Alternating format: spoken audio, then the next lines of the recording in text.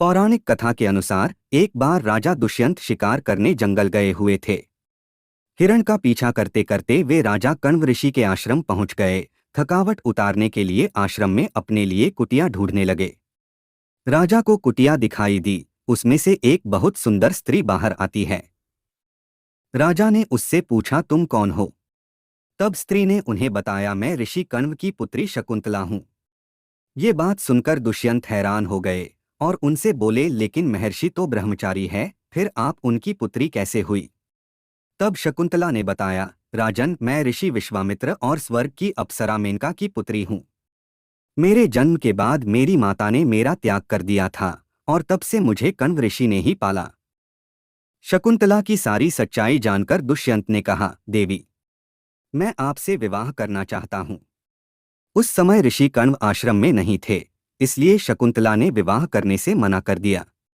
तब दुष्यंत ने उन्हें समझाया, देवी, आप जन्म से एक क्षत्रिय कन्या है और क्षत्रिय कन्या अपने मन से किसी से भी विवाह कर सकती है। राजा की बात मानकर शकुंतला विवाह के लिए तैयार हो गई और दोनों ने गंधर्व विवाह कर लिया।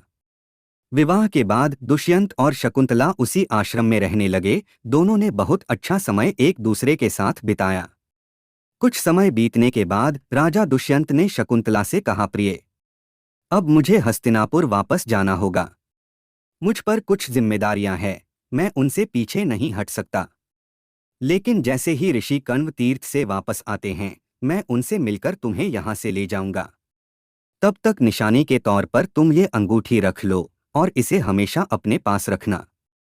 इसके बाद राजा हस्तिनापुर लौट गए। राजा के जाने के बाद शकुंतला को पता चला कि वो मां बनने वाली है। एक दिन शकुंतला दुष्यंत के ख्यालों में खोई थी। तभी उसके आश्रम में ऋषि दुर्वासा आए।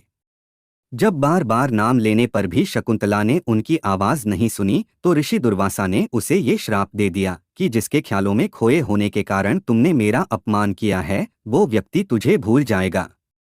शकुंतला ने उनसे माफी मांगी। तब शकुंतला की हालत देखकर दुर्वासा ऋषि को दया आ गई और उन्होंने उससे कहा, पुत्री, मैं श्राप तो वापस नहीं ले सकता, लेकिन हाँ, जब वो व्यक्ति कोई निशानी देखेगा तो उसकी याददाश्त वापस आ जाएगी। वहीं दूसरी तरफ ऋषि कण्व तीर्थ से वापस आए तो शकुंतला ने उन्हें अपने विवाह और मां बनने के बारे में बताया। सारी बात जानकर ऋषि कण्व बहुत खुश हुए। उन्होंने अपने 4 शिष्यों और दासी प्रियंबदा के साथ शकुंतला को हस्तिनापुर के लिए विदा कर दिया। काफी दूर चलने के बाद शिष्यों ने शकुंतला से कहा, आप कुछ देर यहाँ रुककर आराम कर लीजिए। शकुंतला आराम कर ही रही थी कि तभी राजा दुष्यंत की दी अंगूठी शकुंतला के हाथ से निकलकर नदी में गिर गई और उसे एक मछली ने निगल लिया। वही जब शकुंतला राजा दुष्यंत के महल पहुंची तो उन्होंने शकुंतला को पहचानने से मना कर दिया। रोती बिलखती शकुंतला बार बार ये कहती रही कि वो राजा दुष्यंत की पत्नी है, लेकिन राजा ने ये कहकर मना कर दिया कि मैं नहीं जानता ये स्त्री कौन है। इधर मछली पकड़ने वाले को वो मछली मिल गई जिसने वो अंगूठी निगल ली थी।